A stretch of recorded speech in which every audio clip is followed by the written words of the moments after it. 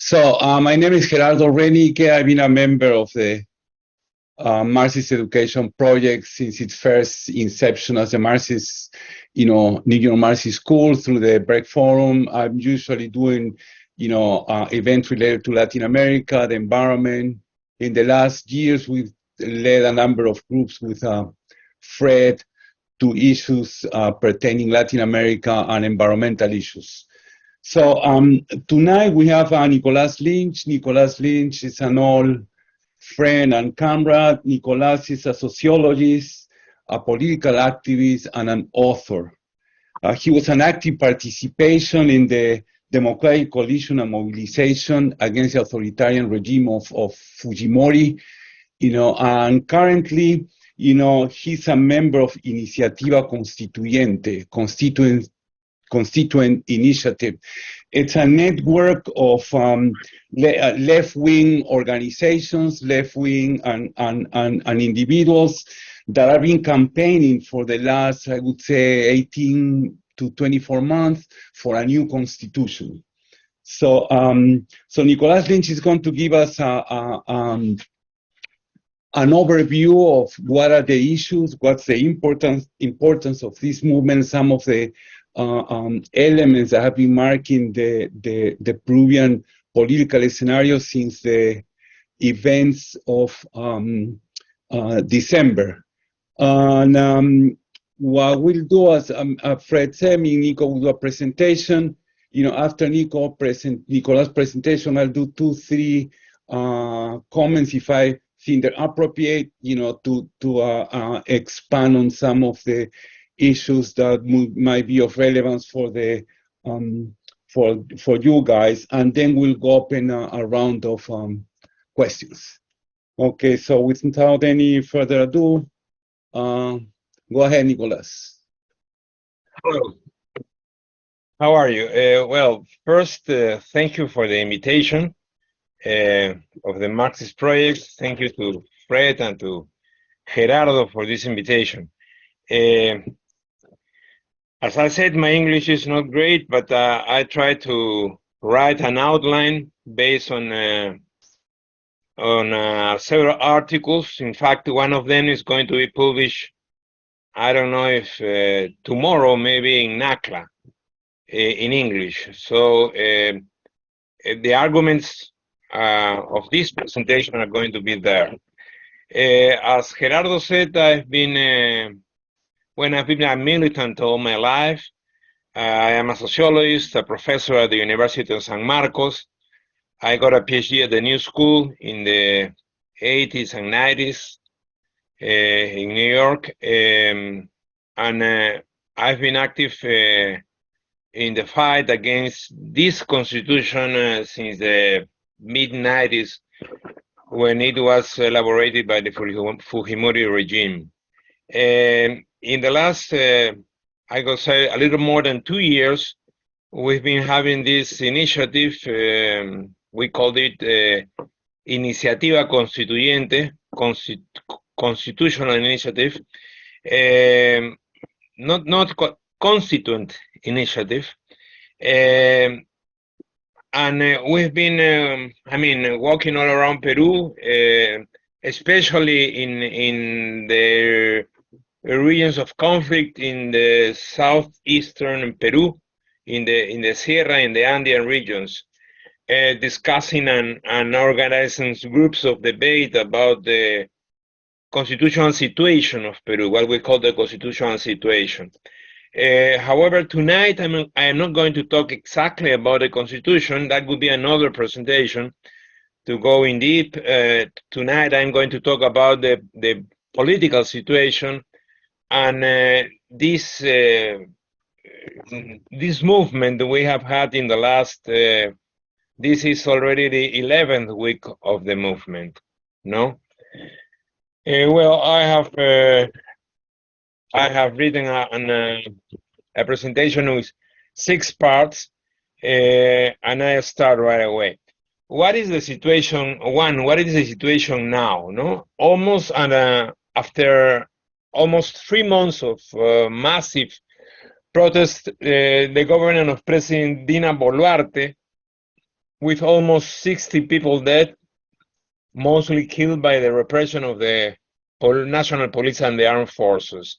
This initial fact is very important. We haven't had such a repression in the last 30 years until the end of the internal armed conflict in the early 70s, in the in the early 90s, in the mid 90s.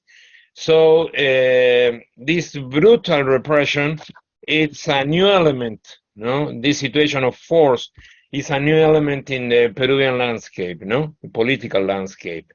This is the first thing. The second thing is that the demands are political, no.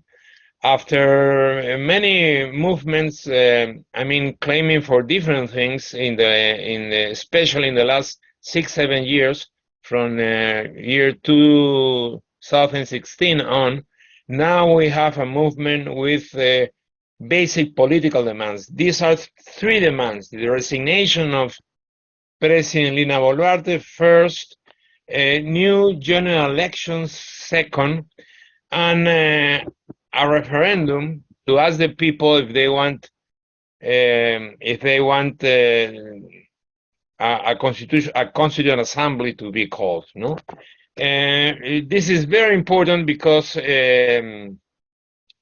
the government says there are no demands on part of the movement, and the movement says, of course, we have very important demands.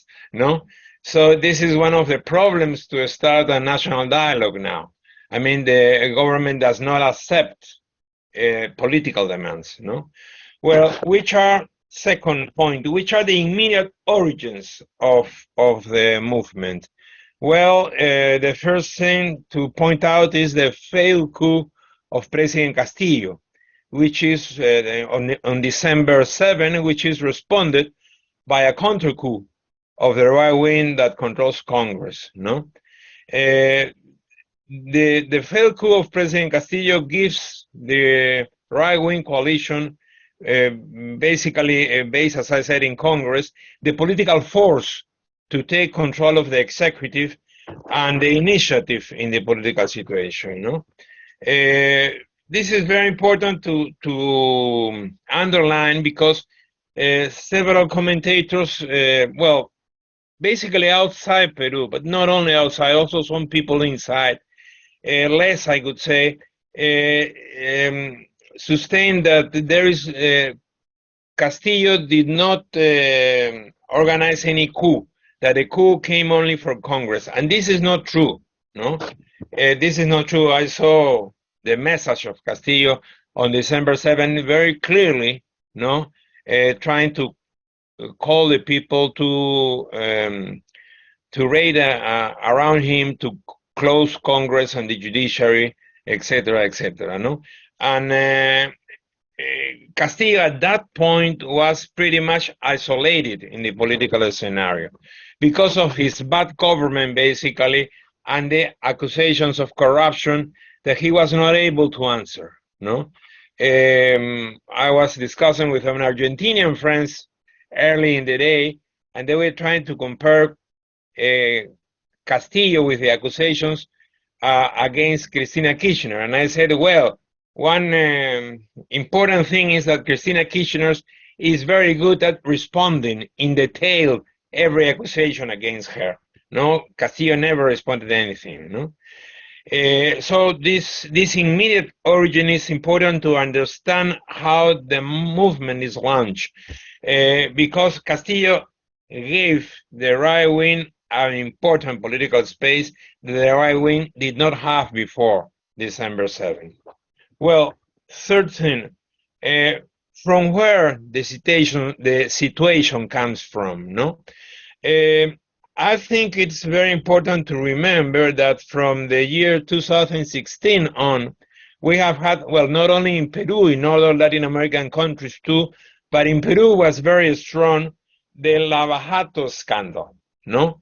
This was the exposition of a big corruption scandal that I could say the most important political effect was that dissolves the legitimacy of neoliberal politics.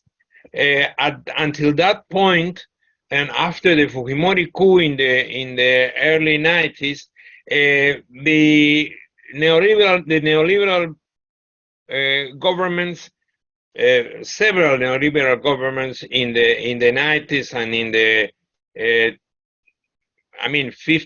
first 15 years of the 21st century had a lot of legitimacy among the people, but the Lavajato scandal was terrible for neoliberal politics, no? And from the year 2016 on, we have three facts that it's important to take into account too. First, successive governments were not able to rule, no? We have had from 2016 on 6 presidents and 3 congresses in the last 6-7 years, no? And at the same time, this impossibility to rule made a lot of daño, of harm to the institutions, to the neoliberal regime that I think was not able to reproduce itself, no? The fact is that nobody believes in the political institutions now. We have a Congress with 6 or 7% of popularity. We have President Lina Boluarte with around 14-15% of popularity. It is true that political institutions have had low popularity in Peru, but right now they are in the lowest numbers in decades, no?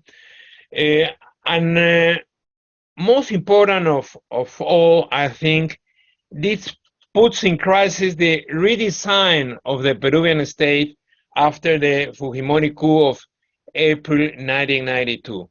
This day, April 5th, 1992, is important because it's the date that Fujimori gave a self-coup against himself and closed Congress, the judiciary, and reorganized Peruvian economy and Peruvian politics, no?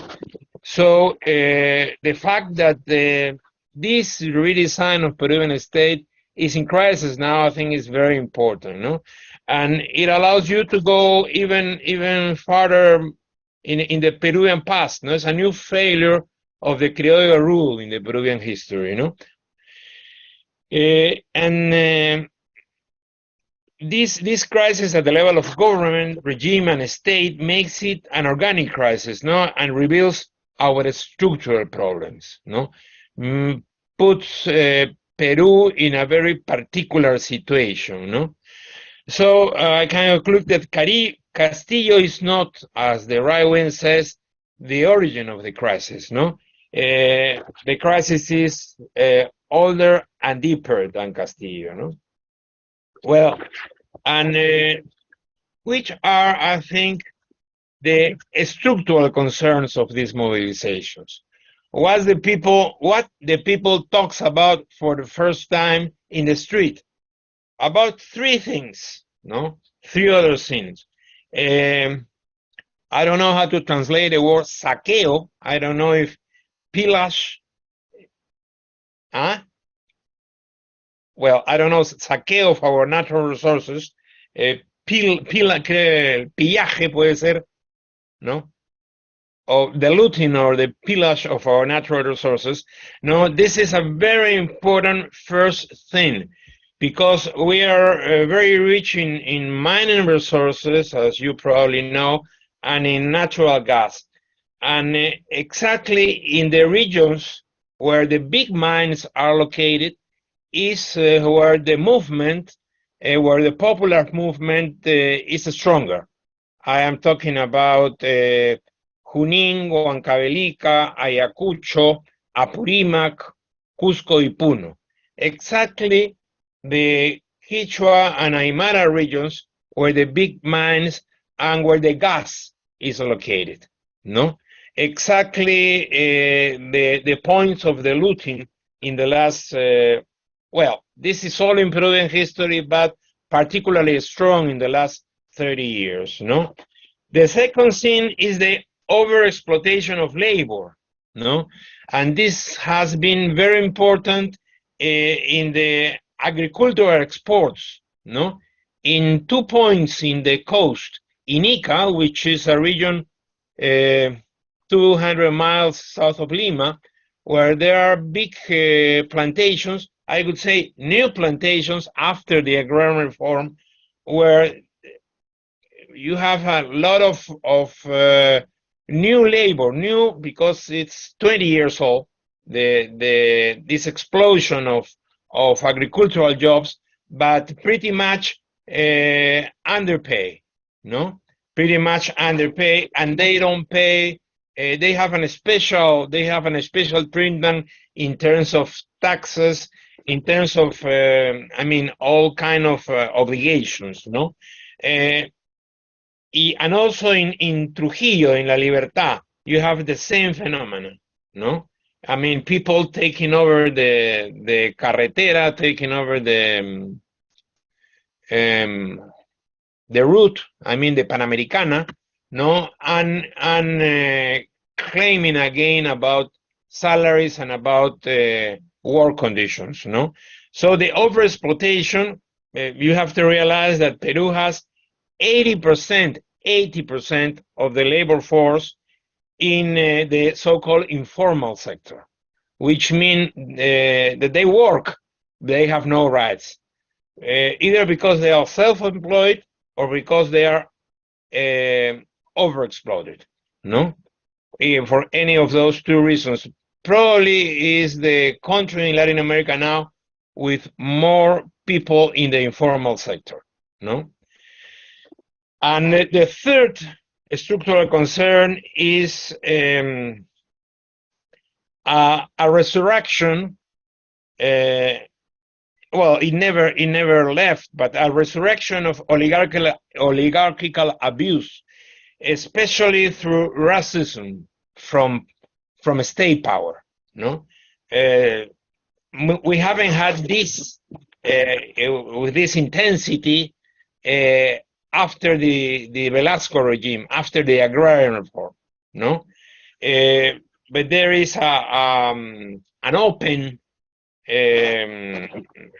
racist, how do you say, desprecio, no? In this mobilization, the last 2 months, no? Once again, the politicians are referring to the Indios, to the people from the hills, no? To the people of color. That was unbelievable. I haven't heard that since I was in college in the 1970s, no? Well, fifth thing, the furies in conflict, the two sides, no? There is a starting point to understand why the popular movement was furious, no? Because we have not seen in decades a popular movement not only extended in the territory, but also very furious, no? I think the starting point is that there is a feeling of betrayal of the popular will, no? They feel that suddenly new people arrived to the government, to state power, but they had not been elected for that, no? And that concerns, and this is the second thing, with the initial solidarity with Castillo. I think not exactly a political solidarity, but a social identification with him. No, Castillo was a rural teacher. Castillo came from the regions, from the Andes.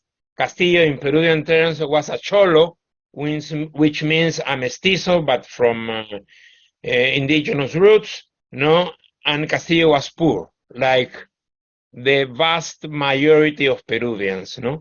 And this social identification played, I think, an important role, no?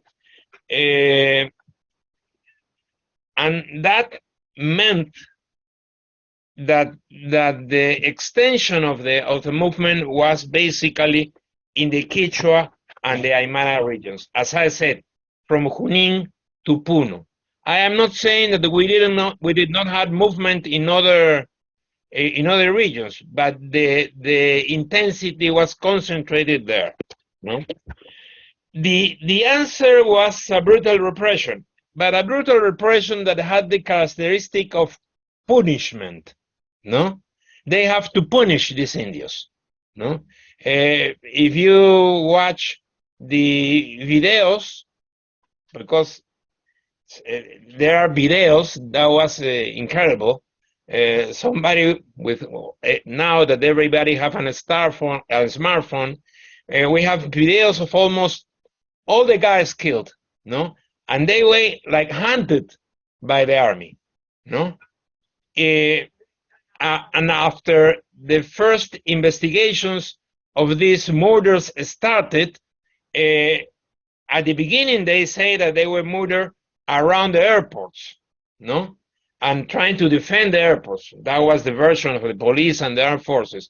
But in these videos, you can see that many people was killed far from the airports, no, just trying to make the point that nobody had the right to rise that way, no. And of course, the discourse of this brutal repression was that the mobilization was conducted by terrorists who want to wage a war against Peru. This idea of a war against Peru was repeated. I even wrote an article in late December, I remember, about this discourse by the state, because it was a new element after, I said, after the internal war of the 90s and the 80s and the 90s, no? And so I said, if we are at war, where is the enemy, no? But the enemy were these bad Peruvians who were terrorists and who were leading these movements, no? They hide that discourse after the first 2-3 weeks. They are not speaking of war anymore because that caused a strong reaction in society, you know. And of course, it was repeated what the idea of the guy who rise is a terrorist. In Peru, we call a terruco, no? Terruco is a term, once again, to despreciar, to show contempt. I remember contempt, to show contempt for the other person, no? And so everybody who protests is a terruco, no? Is dismissed as a terruco, as a terrorist, no? I think the reality is that for the first time, as I said, we had a movement with political agenda, no?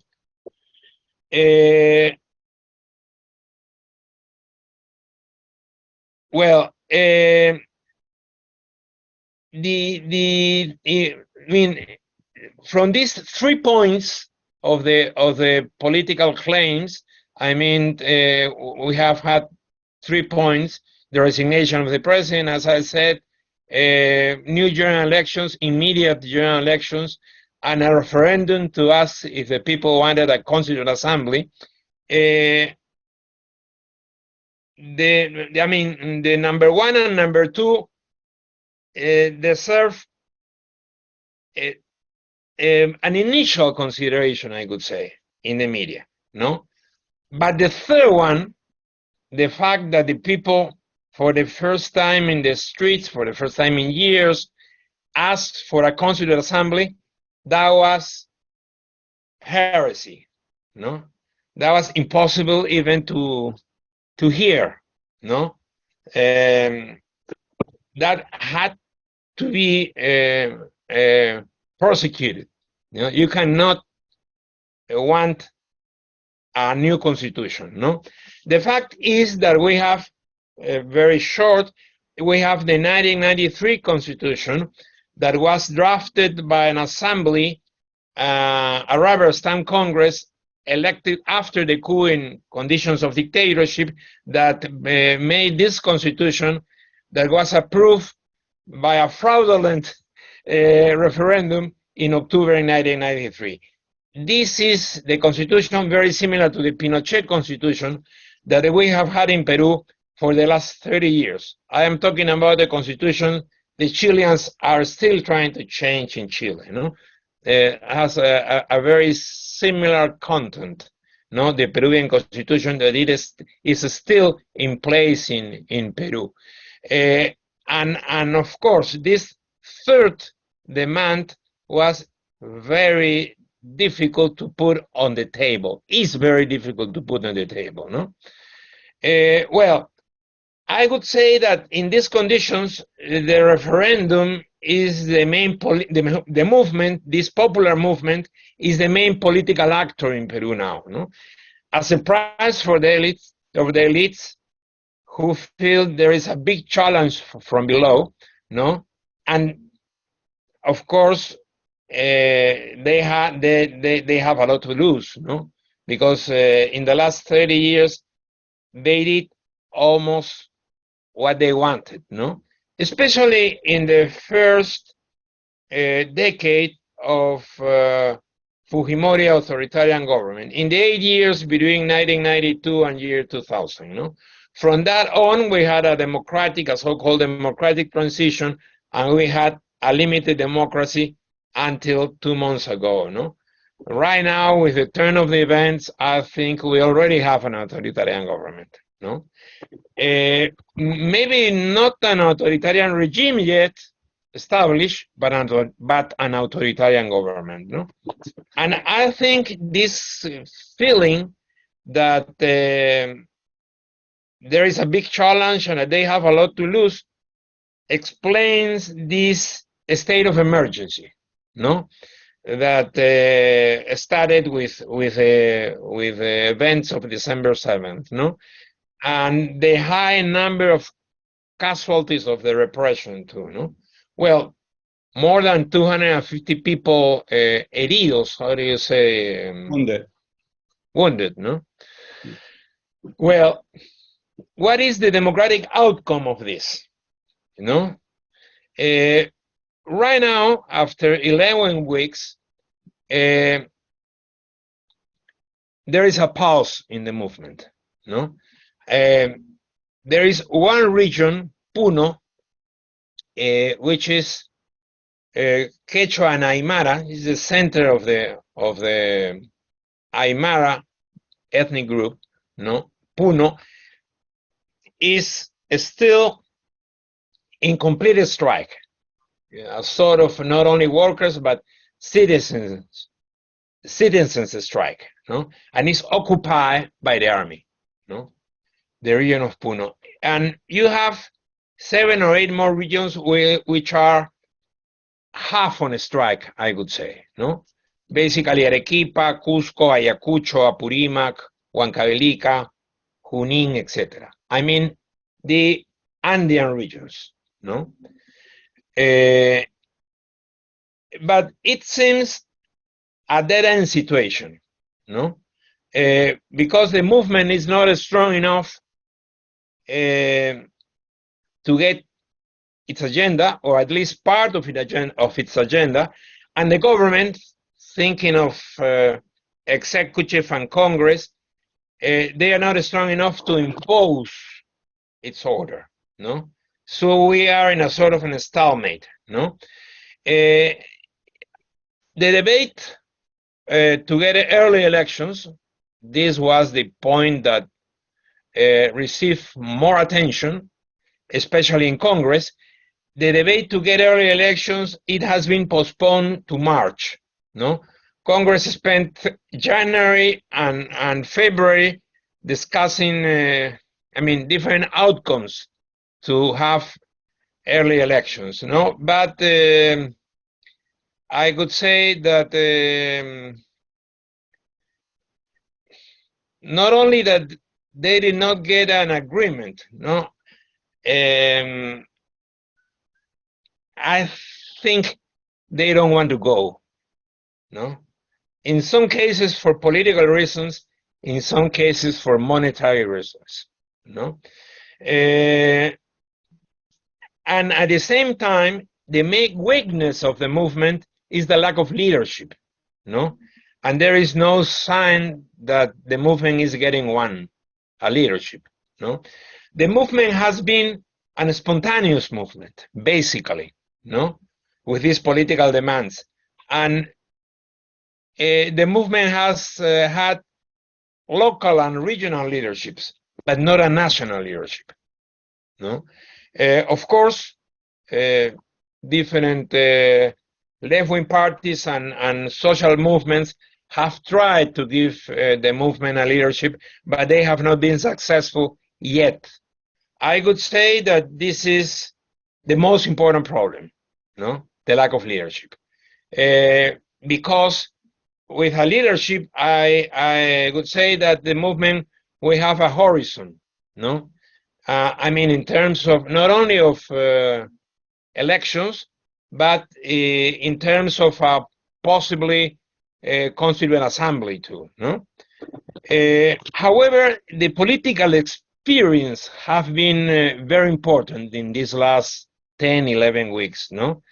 And this is going to affect the near future, no? And the possible political outcome, I say.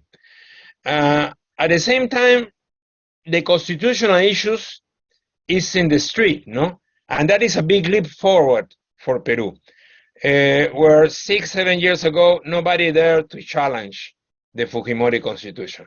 And now it's been openly challenged, no? I mean, things that maybe are not understand outside Peru. For example, the lack of gas. The gas in Peru is very expensive, no? We have to buy gas in balones. I don't know how to say balloon in English. Those balones of gas that we buy in the markets here. But we have a lot of natural gas. And we don't have gas in our public transportation. We don't have gas for, tanks of propane. No, that is what we buy. We buy gas like we don't have gas in this country. And we have a lot of gas. We are one of the countries of Latin America who has maybe the one that has more gas. No, Bolivia maybe have more gas than Peru. And we don't have gas in our homes. We don't have gas in our industries. That's stupid. For what reason? Of course, the gas is being exploited, no? But 6 or 7 foreign companies that sell the gas in Southeast Asia and in the United States, no? They are getting the profit, and we are not getting this natural resource. We have gas for 40, 50 years. I mean, different people, experts that have made numbers, they say that we would spend 20% of what we spend now in gas if we had our gas, if we were consuming our gas, no? But this is maybe the most big example, the best example of this looting of our resources, no? To give the resource for a business of big foreign companies and to forget Peruvians, no? And so, for example, this, among other examples, is being discussed right now on the streets, and this is important, no? I would say I am not, of course, very optimistic about the near future. The near future is difficult, no? But I think in terms of social consciousness of the people, we have had several advances in the last 3 months, no?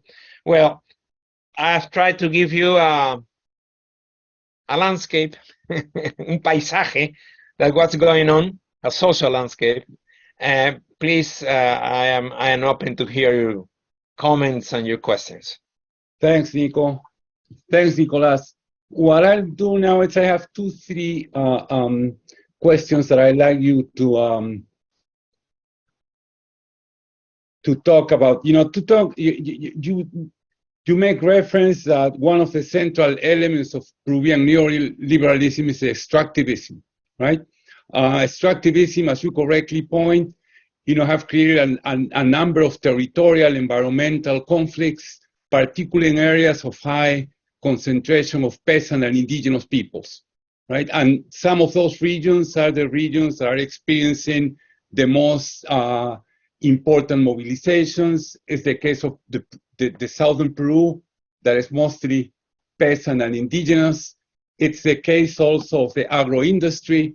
You know, Peru has become now, it's one of the largest, for instance, exporter of grapes, table grapes. Peru is one of the largest exporters of asparagus. So it's a large expansion of this agro-export economy that has created concentrations large concentration of this new working class, as you mentioned, overexploited, etc. But another characteristic that is closely associated to this, and my question goes, I want to go a little bit into the nature of this economy, this neoliberal economy, in order to have an understanding of the political economy of neoliberalism in Peru and the nature of the political parties. Because as I'm sure all the people that are listening to your presentation, you know, the fact that Peru has at the moment a very weak system of political parties, right? So together with this extractivist economy, we've seen an amazing expansion of an illegal economy. Peru today, has one of the largest illegal mining sectors, right? That is basically, you know, destroying large sectors of territory in the Amazonian regions and in the Andes. Peru is one of the largest exporters of illegal lumber. You know, large areas of the Peruvian Amazon are destroyed by illegal loggers. Peru, together with Brazil, has one of the largest number of environmental activists killed in the last 2 decades. And finally, we have a criminal economy. You know, this, you know, the relationship between these 3 sectors, you know, the extractivist legal sector, let's say, the illegal economy, you know, of the destruction of forests, the destruction of rivers through the prospecting of gold, and on the other hand, the criminal economy, the expansion of cocaine production have expanded, you know, substantially, despite the fact of all this rhetoric of the war on drugs, you know, sponsored by the US. That has created a particular, you know, system of political parties. I would like, Nico, if you can go and explain what has been the impact of this, you know, what's the political economy of this particular neoliberal, who are the political, you know, parties that are represented in Congress? What's the nature of these new political formations? And those new political formations encompass both the right and the left, right? We have the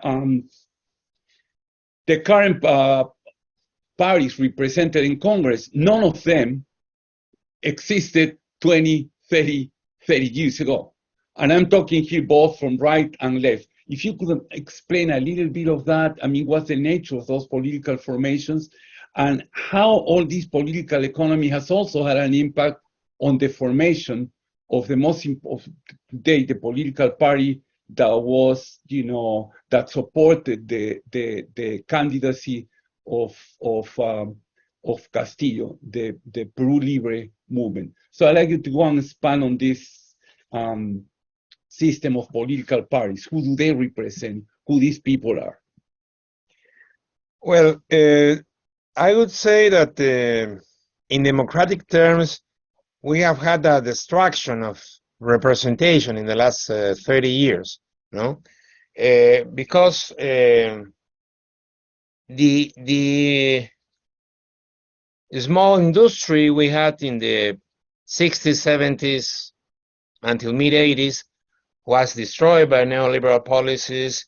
I mean, the agrarian reform we had, the result was, how do you say that, la lotización, no? The big plantations, they have been rebuilt now, but at the point were shared by thousands of people. All the material basis of the old political parties disappear in Peru between the 1970s and the 1990s. No? So what we have now as parties are not what we can conceive as a political party. We have, in the same way that we have a firm for drug trafficking, we have a firm for politics. They are basically firms of some people who put together an amount of money, no, and with that amount of money, they ran to be the mayor of a small district inside Peru, to be the president of a region, to get a seat in Congress, or to be president. No. Of course, together with these firms, you have the remains of the old political system of the 16th, 70s, and 80s, of the old political parties, no? And at the same time, you have had the destruction of what you have of the traditional left or the old left, no? Based in the demands of a small working class and a small middle class, urban middle class from the cities, the teachers, for example, no? You had the destruction of those bases, you have the destruction of those political parties. In the 80s, we have the United Left, maybe the most important leftist coalition in Latin America. We don't have something similar right now. The United Left literally was destroyed by the Fujimori regime in the early 1990s. No? So we have not rebuilt representations. We have rebuilt political parties as political businesses. You get power in order to get a profit. No? That's very clear, not only for the people who are in politics, also by the people who vote. They say, I mean, it's very common. Peruvians say, we know everybody steals something, no? But I have to see who, at the same time that they do their own business, they are able to make some good things for us, no? We put this in a saying, roba pero hace obra, no? Which is very common in Peru right now. So, of course, we have had some progressive attempts to compete in this system, no? For example, we had Veronica Mendoza, who ran twice for president with a new political party called Nuevo Peru.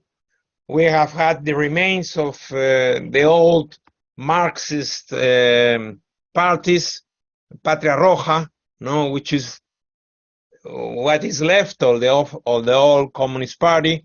We still have the old Communist Party, but pretty much reduced, no?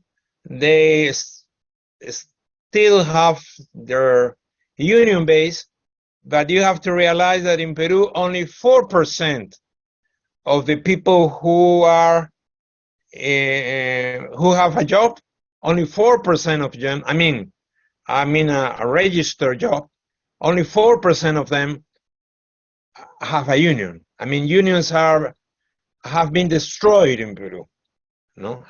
Have disappeared as a social and political actor, no? If you think of political actors, you have to think of these people who mobilize themselves, like in the last 10, 11 weeks, claiming for just a better living, no? People who develop movements to get something from the company who is trying to develop a mine, no? In a way, this is good because they say, well, you are getting gold out of this mine. but that mine is in my soil. So at first, these companies start giving some money to the communities. Right now, nobody accepts money. They want some shares of the company. Everybody has shares, no? So give me the 10%, the 20%, the 30% of your profits, no? And of course, there is a big fight around that, no? And at the same time, you have what the Chacho call, I mean, the illegal sectors of the economy, no? The most profitable one is the informal miners, the one who get gold, no? An important part of the gold that Peru exports, I mean, 15, 20% comes from this informal sector of the economy, this informal mining, no? And of course, they are in this mobilization too, no? Especially in the regions where where they have their business, no? But you also have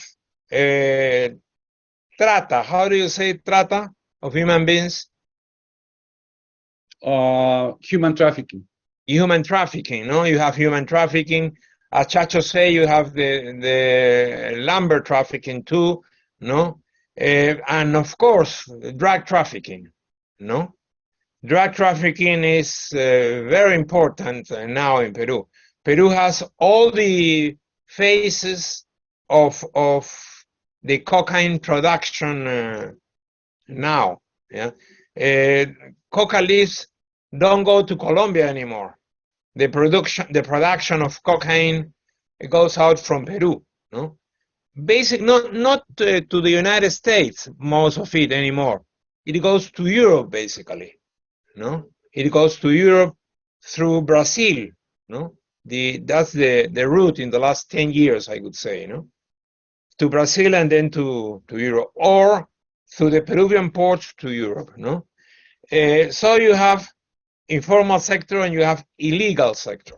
No, this is important to remember that this makes the rule of law restricted in the country, because you don't have rule of law in the informal sector, and you don't have, of course, you don't have rule of law in the illegal sector, no? So the rule of law is restricted to Lima and maybe some important cities, no? And that affects, of course, the capacity of the state in Peru, no? In recent years, no? To talk in general, I could say that this rise, this popular mobilization, has put all these issues on the table, no? And this is very important. We've talked to Chacho for years, no? How to do this, no? And well, I've been all around Peru in the last 2 years with these constitutional issues, and I've been able to record, no,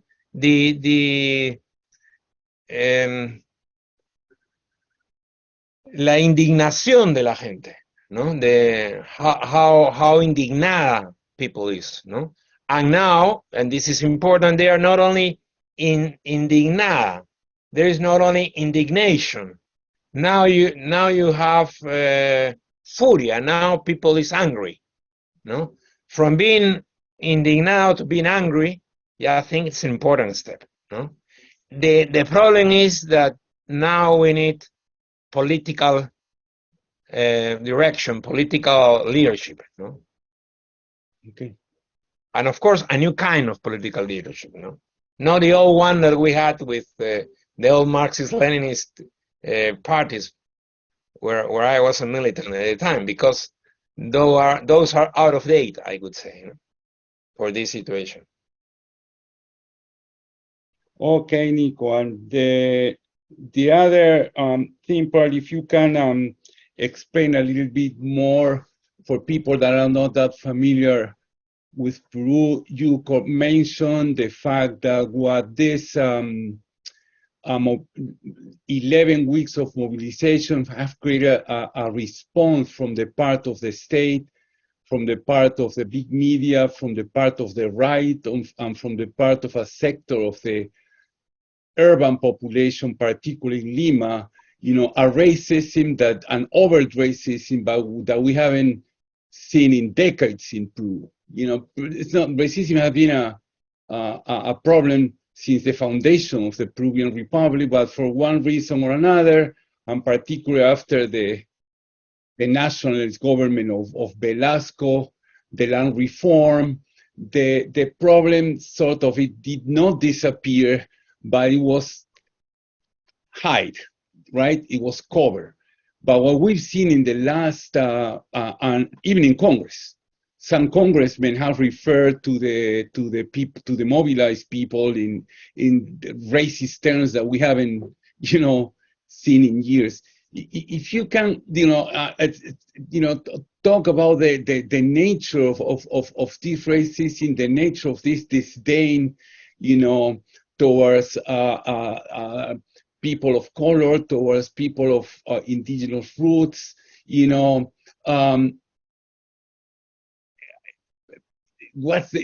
talk about the existence of the revival of, oligarchic feelings, oligarchic politics. If you can explain a little bit of that for people that are not that familiar with Peru.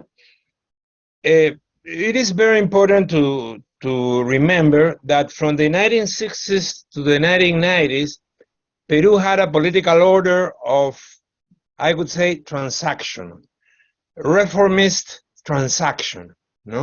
The highest point in this regime of transaction was the Velasco regime. We have talked about Velasco several times. In this presentation, Velasco was a military general who ruled Peru from the 1968 to 1975. And he launched a program of reforms, basically of social reforms, especially at the level of social democratization. Carlos Franco, a leading Peruvian social scientist, wrote a book about Velasco and about this point, saying the most important reform, Velasco made a whole program of reforms, but the most important impact was the recognition of the other as a human being. And Franco said, the old debate of the Spanish who conquered Peru, when they met the Indians and they asked themselves if the Indians were humans or not, and they spent decades in that debate. Well, Franco said, in a way, Velasco still, after 5 centuries, had the same issue. Are they human or not? And Velasco said, of course, we have to recognize the other, And the most important achievement of the land reform was that, Of course, Velasco was taken out of power by right-wing militaries. We had several conservative democracies, conservative democratic regimes after Velasco, and then we had Fujimori coup. What was the main characteristic of Fujimori coup in terms of the coalition of power who controlled the state, the Peruvian state? The main characteristic was that the purpose of this coalition was to finish with this regime of transaction and to return to the principle of the oligarchical rule. Of course, not in the terms of the old oligarchy, in new terms. And the new terms were the terms of the neoliberal project, But they say no more transaction, we need rule of the dominant class here.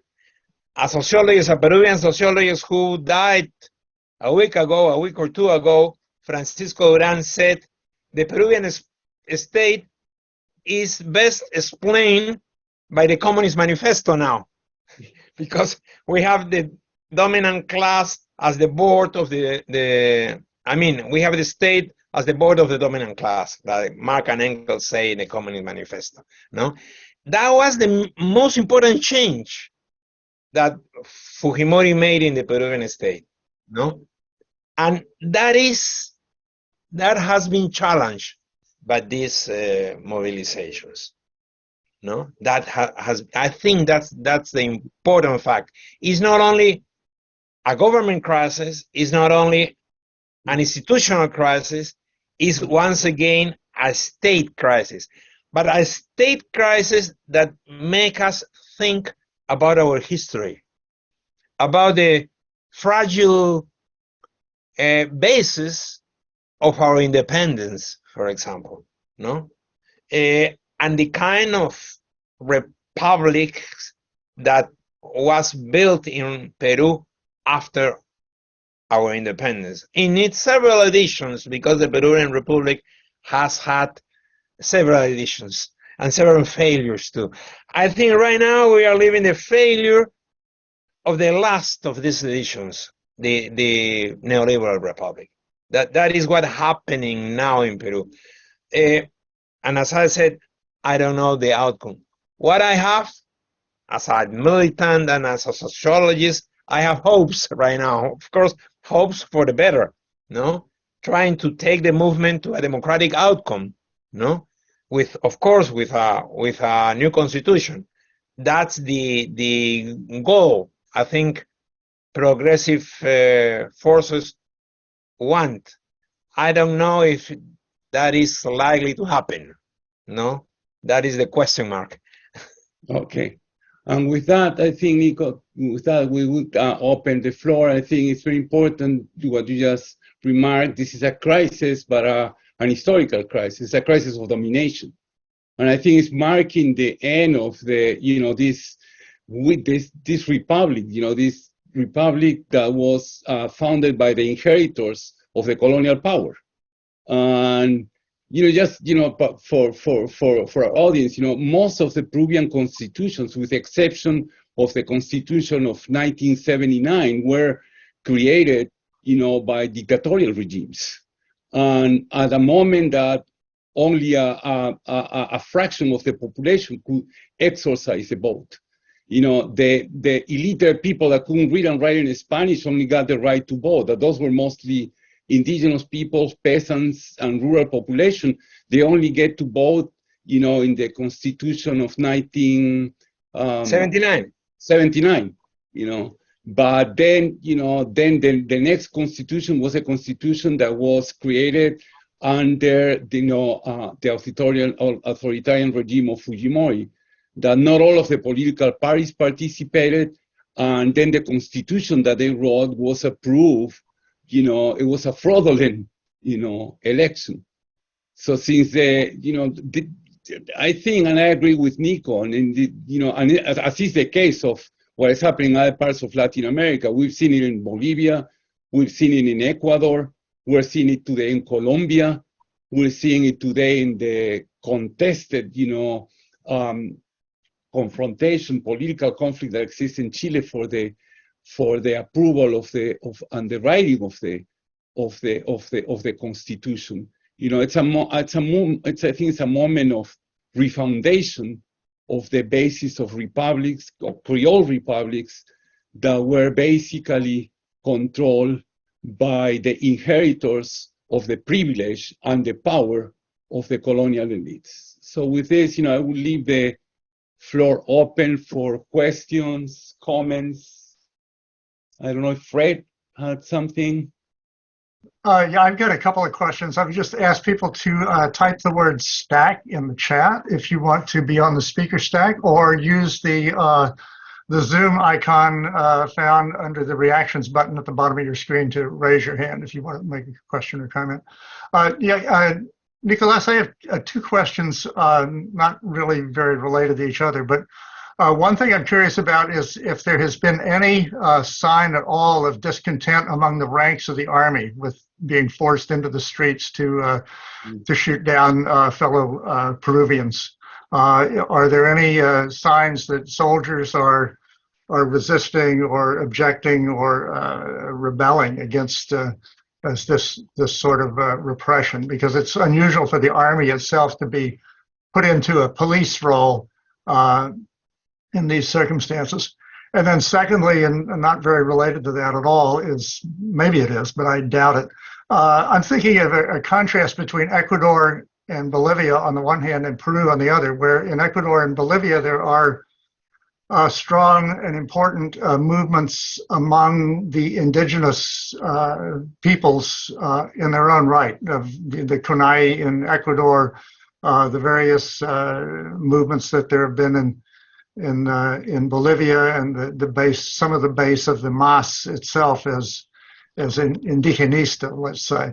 And it seems to me that there's an absence of that kind of politics in Peru, and I'm just curious why that might be the case, even though it's the Aymara and Quechua-speaking people of the countryside that are the victims of this racist onslaught from the Lima elites. So those are my questions. Well, to the first question,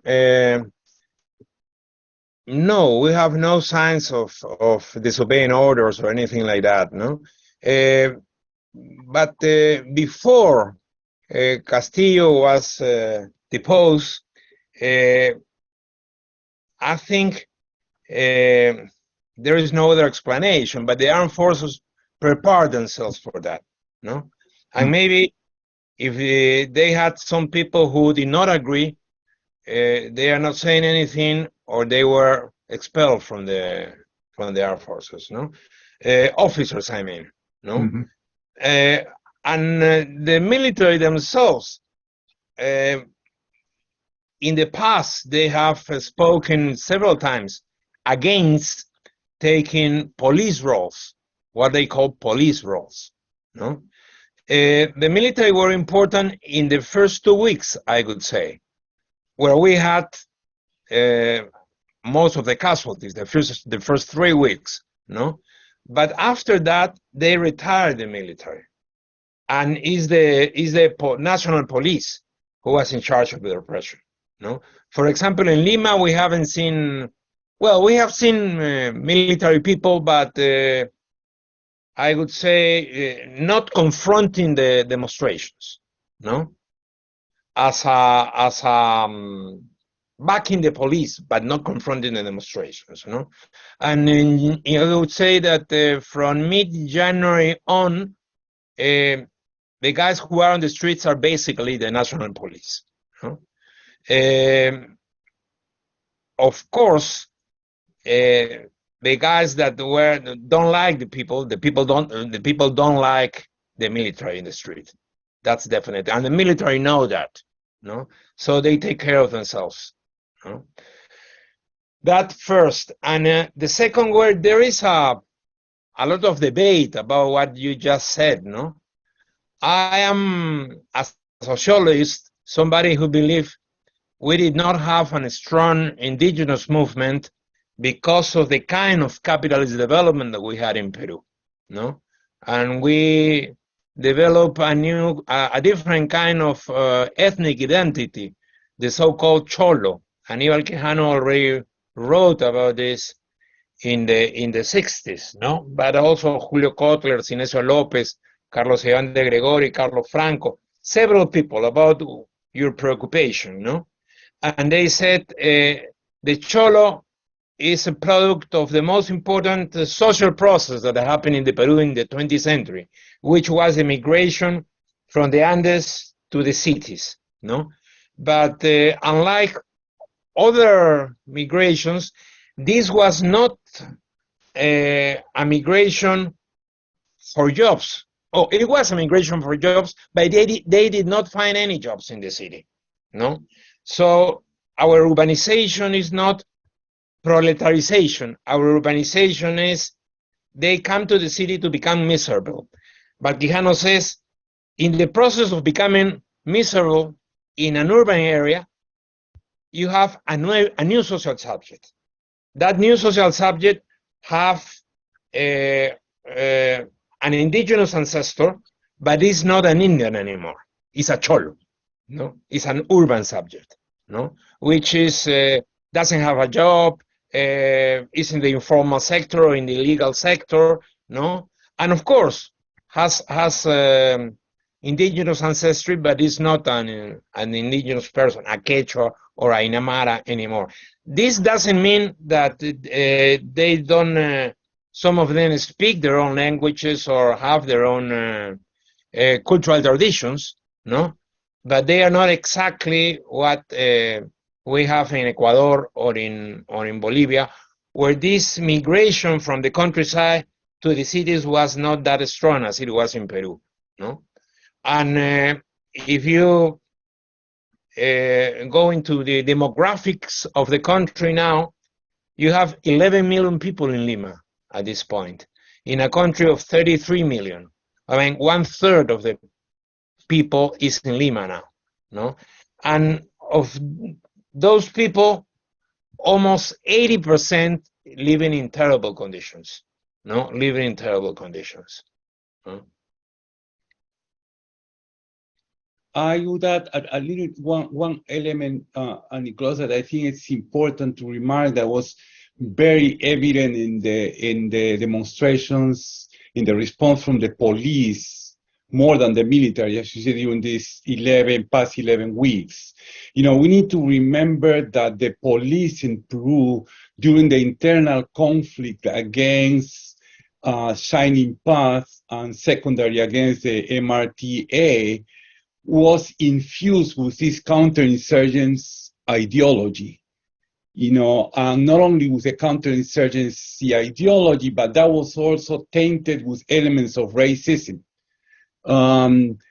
Nicolás, you make mentions to this term that emerged in Peru during the war, the term terruco. It's a combination of terrorists and uco. It's a term that comes from Quechua that could be to use as a term of endearment or as a term of an insult. And a terruco was identified as a person of Indian ancestry or from the Andes or from rural areas that at the same time was a subversive or a terrorist. So there's a lot of that element present in the police. And on the other hand, you know, the business, you know, the business associations are rewarding the police for their jobs.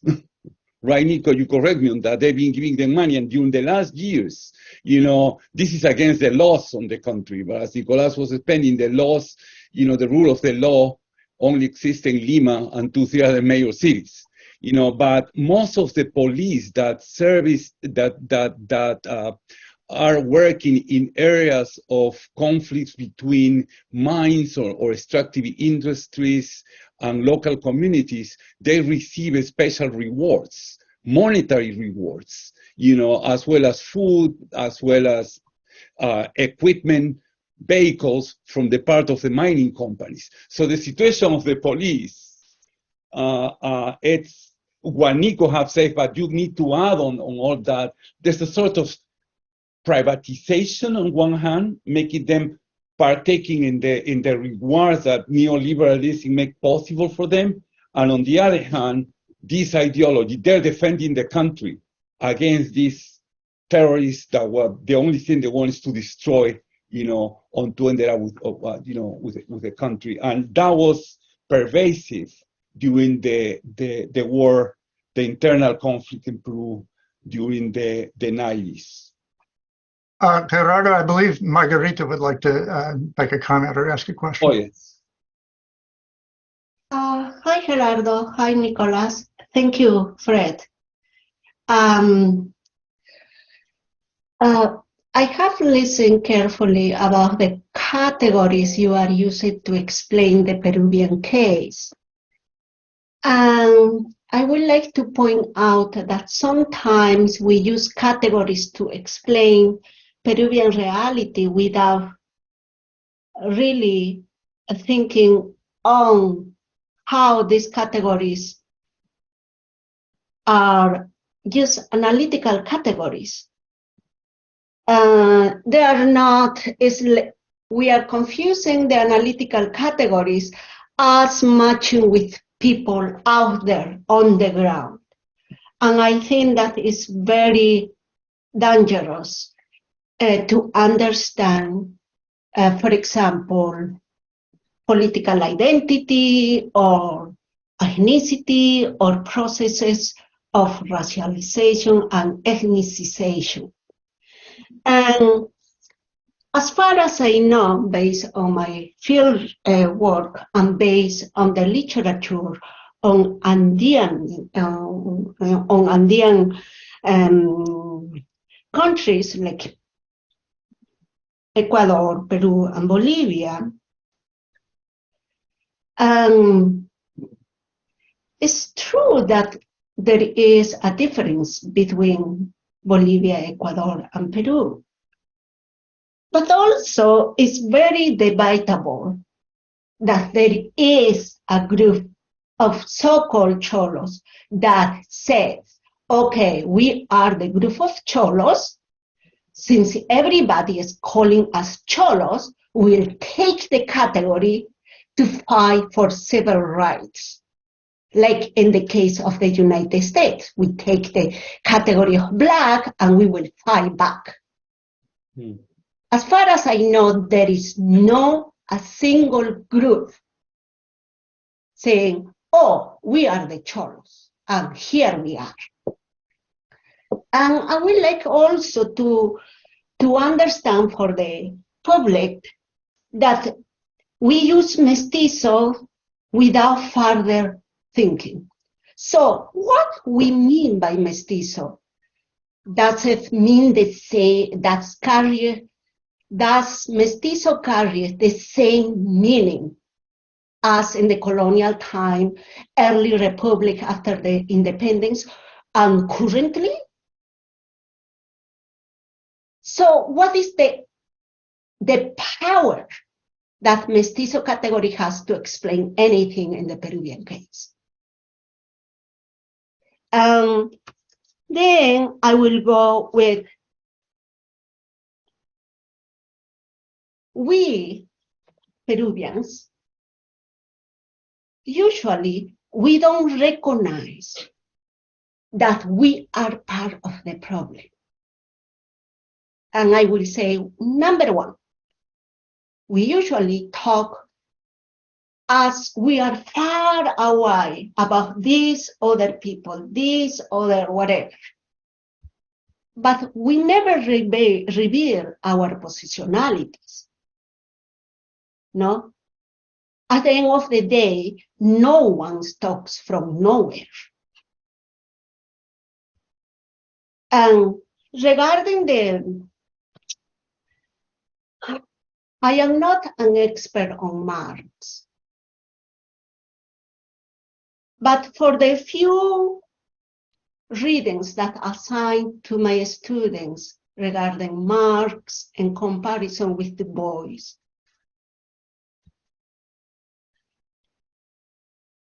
it's sad to notice that we have not moved from the Marxism of the 70s, 80s, 90s. My God.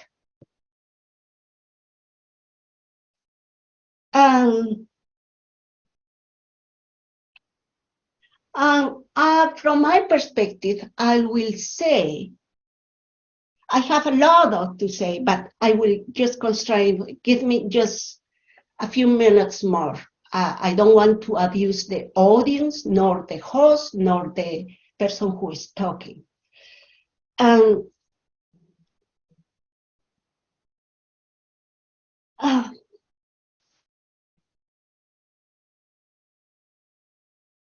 We, regardless if we are members of a political party or we are members of a particular geographical space in Peru, let's say the highlands, the Amazon, or the coast, we haven't been able to talk, in Spanish said, de tú a tú. Whenever we talk in Peru, we always keep the hierarchy. And that is everything in everyday face-to-face interactions. Everything, every day. And we reproduce the hierarchy, very racialized hierarchy in our everyday language, the way we word things, the way we say things. And I think what is going on here is not only a repression. What is going on here in Peru is a massacre. Why? It's not possible that 60 people have died, most of them in the highlands, and no one from the academia has railed and said, no, we are here. We go to the streets. We are in our comfortable spaces. I include myself, of course. So, and we haven't been able to recognize that racism and racialization is not only part of a heritage of the colonial time or something that was early in the Republic. And I will argue that it works more through linguistic cues, not through skin color. First, that is a key difference between the United States and Peru and Latin American countries, particularly the Andean countries from my perspective.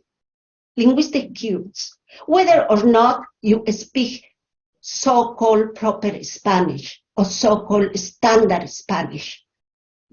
And that is a key difference on how racism works in the United States, in which skin color is key, visual cues are key. Then comes linguistic cues, particularly with those who have Spanish heritage. So I will stop there. Thank you. Let's see. Any other intervention, comments? I see Bill has his hand up there. All right. Okay. Yes, thank you. Thanks very much, Nicolás and Gerardo, for your comments. Also, Margarita. Okay, what I was going to ask is a question for Nicolás. In your travels and in your political activism, you're making the observation that there's no national leadership. Various political parties have stepped forward, but they're not able to fill the void. And even the social movements are not able to fill the void. Margarita made a very good comment about 1970s Marxism. I understand that from my own generation, I understand where she's coming from. And you yourself referred to this too, the old Marxist-Leninist parties, like the Allende period, it's over. It's over. So anyways, I'm going on and on, but the question I'd be interested to know from your travels, what is your most optimistic view? Is it the social movements? I mean, there's a real dynamism, there's real energy. Where will the leadership come from? Do you see, could you name various groups or, at the level of provinces or villages that are giving leadership? Because there's a lot of energy. It's been sustained for almost 3 months. It's amazing. So what would you say the future looks like? What will the leadership look like from the base? Well, as I start saying in my presentation, I think that something has to come out from the movement, no? And it is going to be different because anything that comes out is not going to have a working class as a social base. I don't see ethnic groups with a sectarian view of politics as a social base either, because of Peruvian history of social confluence, ethnic confluence, as I said. No, I don't feel racism from below. No, maybe in the Aymara section of Puno at some point, but no more than that. Yes, an important component of popular faces in this moment. You don't see working class, because we don't have working class. You don't see middle class, maybe students, some academics, some political activists, but not people coming massively from our small middle class, I have to say. No, one of the myths in Latin America is that we have an important middle class. Maybe in Argentina and partially Chile or Mexico, and maybe in Brazil, in some cities of Brazil, but not more than that. We have a small middle class in Latin America. And so if I see a political movement in the near future, I see a political movement with a strong popular roots. And that would be different from progressive movements in the 80s, in the 70s and the 80s. No, that would be a contrast with my youth. No, I've been in the militancy since I was 14 years old. No, regarding the color of my skin. No, and I feel there is there are new times in Peru now.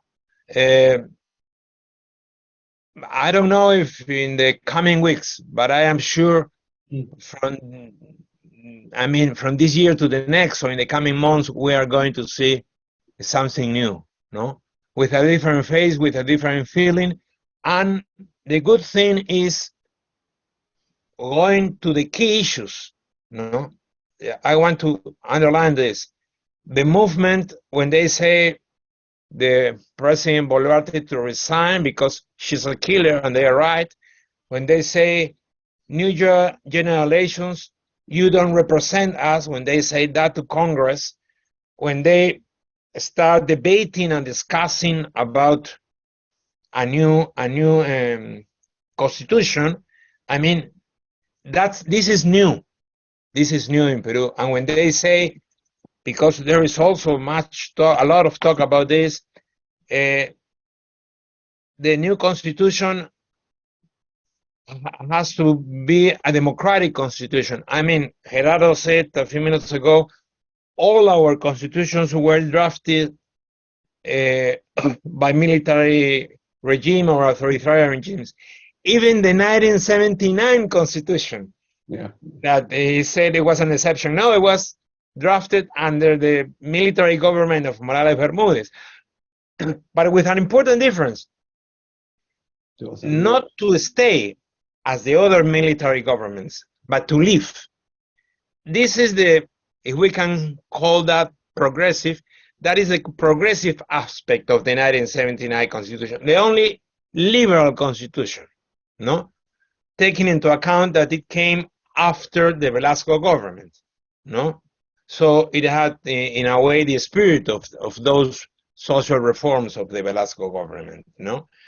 And I think this is important. We are now discussing, as one person said the other day, we are now discussing about politics with the little p, or policy, like you say in English. We don't have two different words in Spanish for politics and policy. We have one word, política. You have two words, which is better because you don't get confused. In Spanish, we get confused. And, you know, the government of this president, every day she says, I want to make policy. And the people respond, no, we want politics. We want to discuss about power. No? And I think this is very important, to discuss about power. No? And of course, which are the social basis of power, the ethnic basis of power, the class basis of power, and all the issues that come with this. No?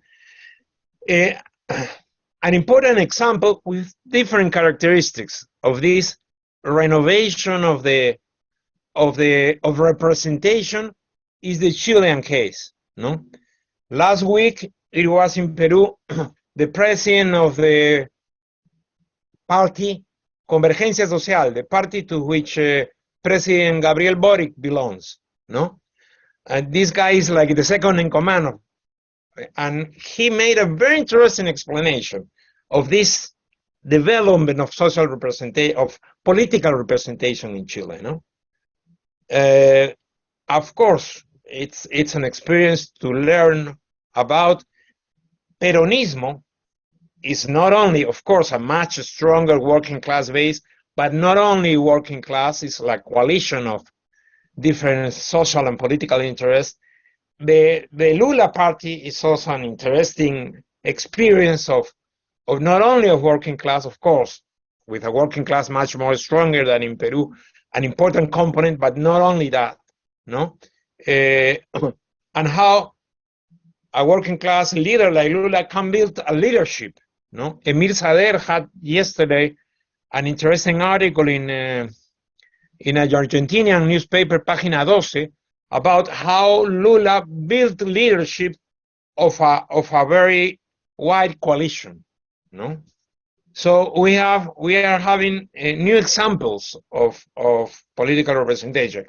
I remember I talked twice to President Correa when he was in power, and this was his main preoccupation, no? What do we represent? How do we represent, no? And that is chaotic now in Peru because it has exploded in these weeks, but it's the anticipation of something new, I think, you know. I don't have the details, unfortunately.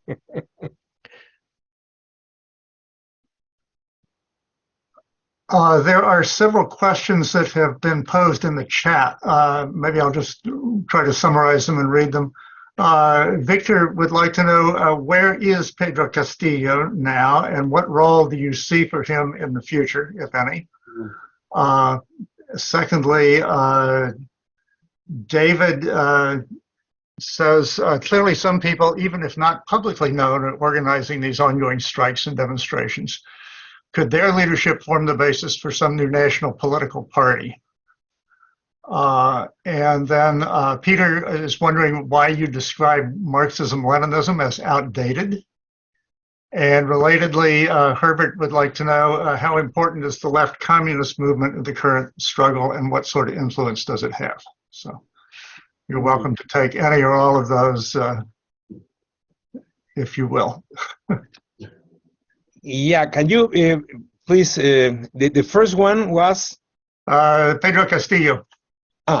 Well, there is a debate about the coup and the counter-coup, and if Castillo made or not, or didn't make a coup, no?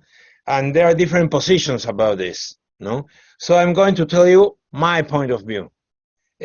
My point of view is that a coup by Castillo existed, no? Castillo tried to make a coup and failed, no? And why Castillo tried to make a coup? Well, because of the deterioration of his government, no?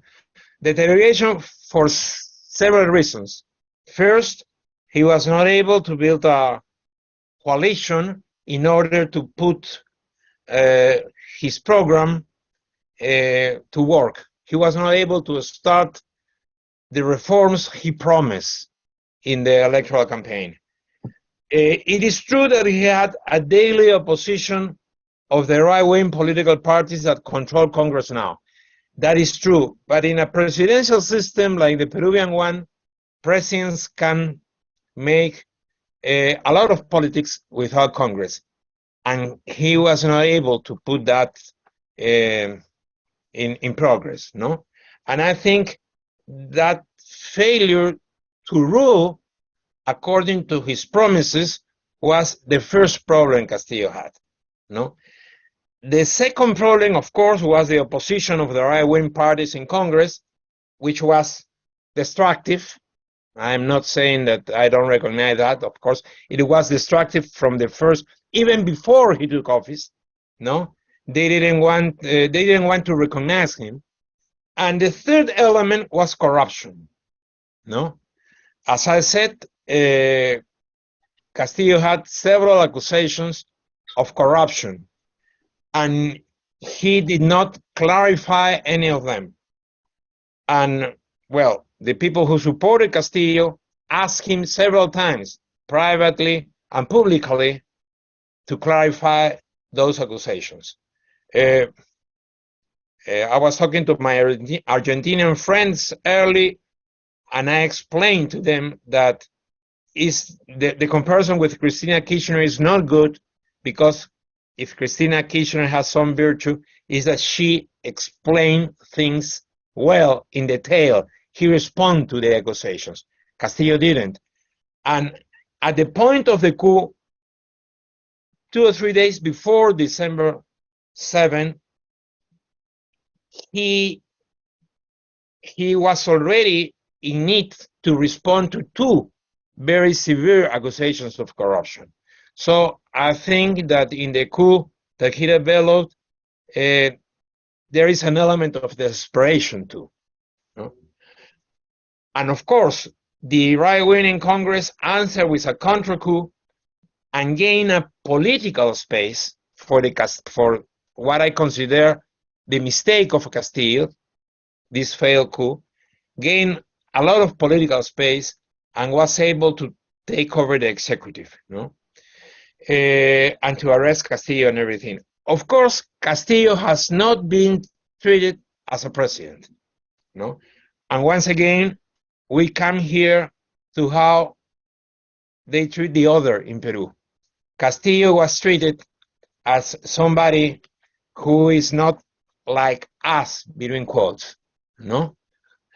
Castillo was not granted the special kind of due process that presidents are granted in the Constitution, even in this Constitution, no? For example, they have what it is called in the Constitution antejuicio político, and a special kind of pre-trial, a political pre-trial that Congress have to put together in order to judge politically a president. He had that right. That didn't happen with Castillo. They tried to develop it last week, but it was in a very stupid way, no? And so Castillo has a point there. Due process has not been respected with him. And at the same time, I believe, especially in the first 2 weeks of this movement, that a very important part of the movement claimed for Castillo restoration of power. And that was because I don't think, of course, people who support Castillo think it's because of a political identification. I don't think it was because of a political identification. I think it was because of a social identification with Castillo, no? Because Castillo resembles most Peruvians, no? And when somebody asked Castillo in the past if he was Quechua or Aymara or what he thought about ethnic identification, Castillo said, and I have to remember this, I am a Cholo, I am not a Quechua or Aymara, I don't know what that is, he said. Probably he didn't know, I don't know. But he reclaimed him as a Cholo, no? It is important to say too that there is mestizaje from above and mestizaje from below, no? And read Quijano wrote about this particular element of mestizaje from below, no? Caused by capitalist development, no? Not caused or promote but any charitable institution. And read Arguedas too, in his text, Yo no soy un aculturado. Arguedas talks about mestizaje from below to there, no? It's important to realize that, no?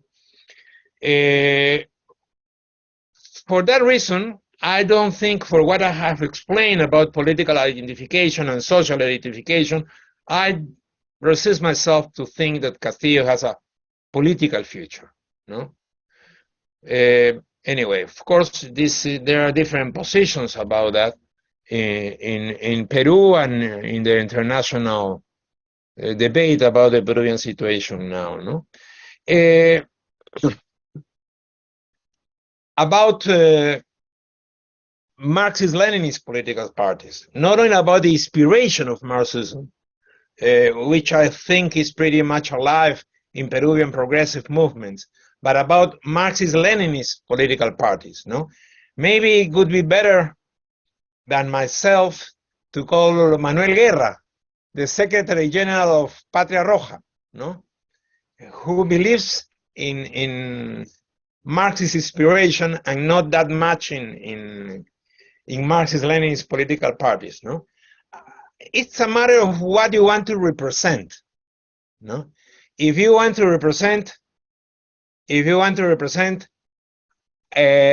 this new popular movement with an informal economy of 80%, with this kind of extractivism that Gerardo Rénique explained, with the kind of informal and illegal economies we have, maybe you can inspire yourself in Marxism, but you have to go beyond that. And as Mariatti said, Jose Carlos Mariatti, the founder of the Peruvian Socialist Party, who became later the Peruvian Communist Party, Mariatti already said in 1929, when he responded to the commissars of the Third International, we have to be creative in Peru, no? Because Peru has a very small, at the time, a very, very small working class, a large peasantry, no, and a particular social formation. So, inspiring ourselves in Marxism, we have to go beyond that, no? And I think that was the virtue of Mariatti, you know. Well, I think there is another question. I addressed 2 or 3 of the questions. Yeah, there was David's question about the possibility of an emergence of a national political party out of the local leaderships of the leadership on the ground in the social movements.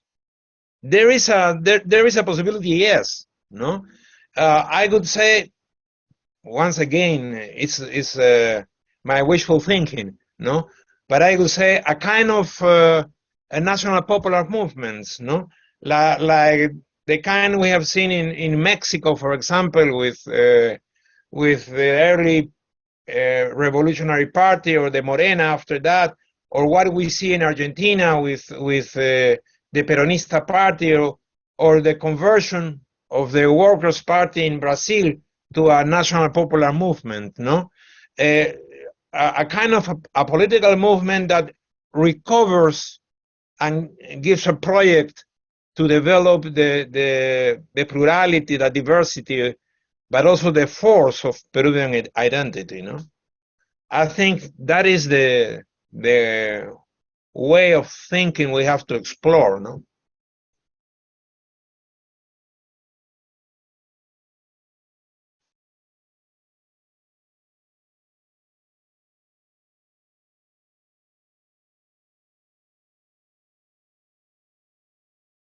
Can I turn it over now back to Gerardo for some last words, perhaps? We're running, we have about 15 more minutes if other people have questions or comments.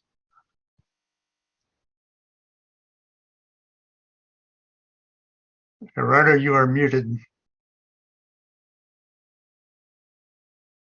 Well, I mean, I think if there are no more questions, I think that Nico have given us a lot of ideas and a lot of things to explore, and it will be interesting. That would deserve another discussion that I think we started a few months ago with Fred. We had a reading, I think 2-3 sessions discussing issues pertaining the indigenous movements in Latin America. And one of the discussions was why in Peru was different to other parts of Latin America. But I think Nico put it very clear, and I think you said that, you know, the looking into the future, you know, the forthcoming political formation will have to be more importantly based, you know, acknowledging the plurality of the country.